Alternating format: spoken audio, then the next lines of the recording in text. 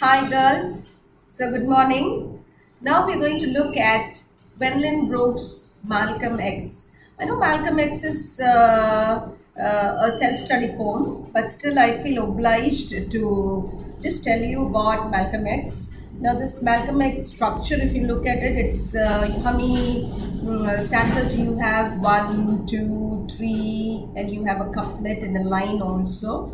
So the first stanza has three lines in it, the second has four lines in it, then it has three lines, then there's a couplet, and then you have a line there. And what's amazing is in the first stanza, you have just one word, and it's a full stop. My God, it's really stunning for a poet to write that way. Maybe that's why she won.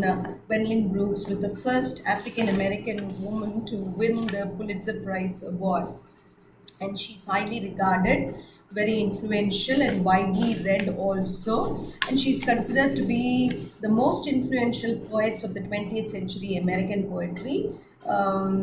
She was as I told you earlier, she was the first black author to win the Pulitzer Prize. And you know that Pulitzer Prize is a very, very prestigious prize of the American nation. And she was also the poet laureate of the state of Illinois. And if you consider Brooks was born in Topeka, Kansas. From there, the family moved to Chicago, where her parents, identifying her skill for reading and writing, they really supported her enough and more. So even when she was 13 years old, her first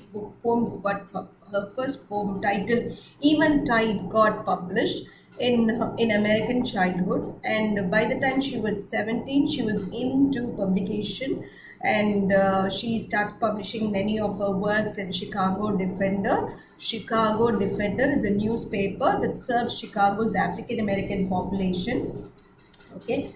And her poems in A Street in Bronzeville and the Pulitzer Prize winning Annie Allen. They are very, very touching poems, and you need to know that she is the voice of the African Americans. Okay, so now many of them have really criticized her books also and her voice in poetry too, but still we understand that she had a passion for Malcolm X. Now, who is this Malcolm X? Malcolm X was originally called Malcolm Little. He was born in on her Nebraska.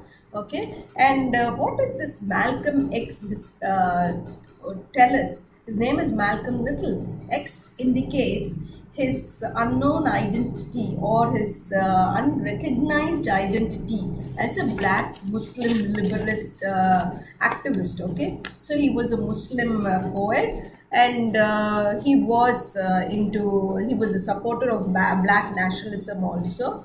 We get to know that he had spent many of his lifetime in foster homes, mainly because of after his father's death and his mother's hospitalization. He spent most of his time in foster homes. Okay, and thereafter he is being charged with larceny and breaking also. That's just larceny is coveting somebody else's property or somebody else's company. So he's charged for that, and for burglary also. And he was in prison for 10 years, and it's there in prison that he joined the Black Nationalism movement.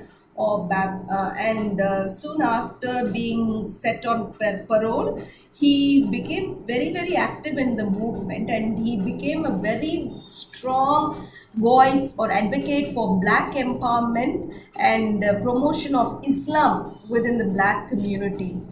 Okay. Then what more do you want to know? Yeah, after that he became a very great public face, and he also was the person behind the separation of black and white Americans also. And publicly he criticized Martin Luther King Jr. in many of his speeches. He is the mainstream civil rights movement he's also the criticizer of the mainstream civil rights movement, because those people always, Martin Luther King as well as all those who fought, or all those who were members of the civil rights movement, preached non-violence and racial integration, but he was the one who wanted racial disintegration. So he always criticized them. And yeah, he also wanted a separate nation for the Muslims. So he was his intensity of fighting against the whites for Islam and black empowerment is really very violent, and very violent, we should say. Okay, so in his honor, Malcolm X Day has been observed it has been observed posthumously, and he is commemorated in various cities also. Now here I would like to tell you girls, yeah, honoring a person by with their names on a particular day is very very important. Okay, and it's done for prestigious people also. Okay, so now Gwendolyn Brooks dedicates this poem, or she says she writes this poem for Dudley Randall. So she dedicates it to Dudley Randall. Now, who is this Dudley Randall? Dudley Randall is another African American poet who had been very influential, and his works served as a bridge between the poetry or the works written before the Black Arts Movement and the works of the Black Arts Movement. So it bridged the gap between the works before the Black Arts Movement and that after the Black Arts Movement, or during the Black Arts Movement. We know that Amari Baraka promoted Black Arts. Okay, so now look at this word. Look at these words. Original. Who was original? Malcolm X was original. There was nobody. Now you can take this word and talk for hours together. Malcolm X was really an original man who never relied or emulated anybody. He had his own way of functioning. So he was a self-styled leader who inspired many. Okay, he was original and hence dragged around. So look at the word hence. So because he was original, there was nobody to tell, nobody to influence him, saying you have to behave this way, you have to dress this way, you have to carry yourself this way, you have to talk this way, you have to preach this way. No, he had his own style of doing everything on his own. So ragged, we know that old clothes. So the way he dressed also was not typical of the Westerners, or not typical of the Americans. He dressed in a very ragged way, in a round way, not like a gentleman, but in a different way, and hence rich and robust. Robust, very strong, quite strong. So maybe his physical appearance also was too strong. Okay, and the way he dealt with people, the way he carried himself, it was very impressive. So he was a very towering personality, and his experiences were rich. Not that he was financially rich, his experiences were rich, his thoughts were rich, his attitudes were rich, the way he dealt with people were rich. Okay, so that's what it means by original, hence ragged, round, hence rich, robust. Then you come here, look at this. So here goes the description of the person, probably at the physical level. Moves on. It says he had the hawk man's eyes. Hawks are supposed to have yellow eyes, and those yellow eyes are very sharp. They are supposed to have this binocular kind of view. That is to say, they can view from a far off distance. Hawks can view from a far off distance. So even when they are flying above us and very at a greater altitude, their vision is so sharp that they can spot a lamb or a chick or a hen down on the earth and come pouncing on it and take it away and grab it and go away. So this Malcolm X had the eyes of a hawk. He had a great vision. He had a powerful vision. He was a foresighted man, a man with vision for future. So he had a futuristic vision. That's what you should be saying.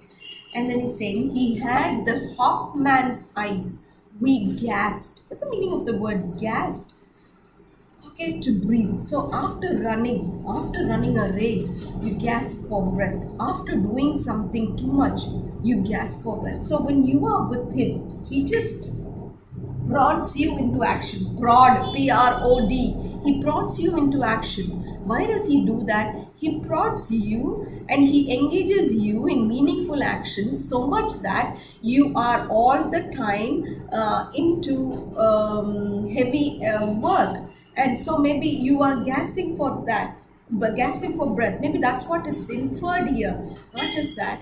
He was so inspiring, so motivating that everybody were on their toes doing work to uplift or to empower the black movement. So we gasped. We saw the maleness. So it's not just the physical appearance, it's through his behavior, it's through his attitude, it's through his speech, it's through the way he has a command over people. They say we saw the maleness. So he was a man in and out. Okay, it's not just the physical being of being born as a male, but he was a male in and out in his thought and everything. The maleness raking out, making guttural the air. அதாவது raking outனா the maleness வந்து அப்படியே சொரன்னு அப்படியே சொரன்னு இழுத்துக்கிறது. இப்போ you have something inside a tin வச்சுக்கோங்களேன், அதுக்குள்ள ஒன்று ஸ்மூத்தாக ஒரு ரவுண்டாக ஒரு ஸ்பஞ்சில் வச்சுருந்தா அது ஸ்மூத்தாக வெளியே வரும். But if there is a rugged thing, if you put it inside, when it comes out, it makes a kind of a noise. Glottal, now we have this glottal. Okay, phonetics படிச்சிருக்கீங்க அதில். So very deep voice, deep throated voice he had. So the maleness was when he spoke, when he uttered a voice, you could hear the maleness of ganeer koral. Okay, so he making guttural the air and pushing us to walls on the voice அவ்வளோ பவர்ஃபுல்லாக இருக்கும் that visualize an animation scene. அப்படி கத்தும்போது you all go to different sides. Maybe Madras cafe பார்த்துருந்தீங்கன்னா the heroine there, I think Anjali, she screams to the top of her voice. When she screams, everything goes on and they get stuck to the walls. அது மாதிரி the voice that came, it just pushed us to the walls. என்ன, it just drove us to our limits. எங்களால் எவ்வளோ செய்ய முடியுமோ he motivated us. He drove us to the limits. He made us see the limits. So till whatever we could achieve, we did. And in a soft and fundamental art, a sorcery devout and vertical beguiled the world. So ஒரு சாஃப்டான, அவரே நினைக்காத ஒரு நேரத்தில், ஒரு fundamental ஹவரில், a sorcery devout, sorcery, a magical thing, that black craft, okay, devout and vertical, beguiled the world, not cheated the world. Everybody was sure that he would bring in a great change to the world. But then it was all, we were all cheated. Why? Because he was murdered. Okay, he was murdered in, I think in New York, if I'm not mistaken. You will look for it, who murdered and all that. So it beguiled the world. He opened us. So he showed us new avenues. He opened up newer ways to all the people, and he showed us the whole world. He was a key. So it was through him, he served as a key, and he opened and showed us everything. And this key, what was he? He was a man. It's not just, so earlier it was maleness, but here it says he was a man. So it's not about the biological fixation of maleness, or it's not the gender man, but here it is. I think it's beyond all the, when I say gender na male என்றது வந்து biological. பிறக்கும் போது ஒரு குழந்தை பிறந்தோன்னா மேலா ஃபீமேலான்னு கேட்போம், biological. மேனா உமனான்றது வந்து sociological, it's genderized. Okay, so இங்கே வந்து she uses the word not male, but she uses the word man. who was a man. When she says who he was a man, it means to say the society has shaped him into a wonderful leader. What a leader he was, what a man he was, what a human being he was, what great concern he was for people who were suffering. So that is what it indicates. So this is the understanding, or this is the crux of Malcolm X. I hope you got to know about him more, and I hope it will you understand it, girls. So thank you all.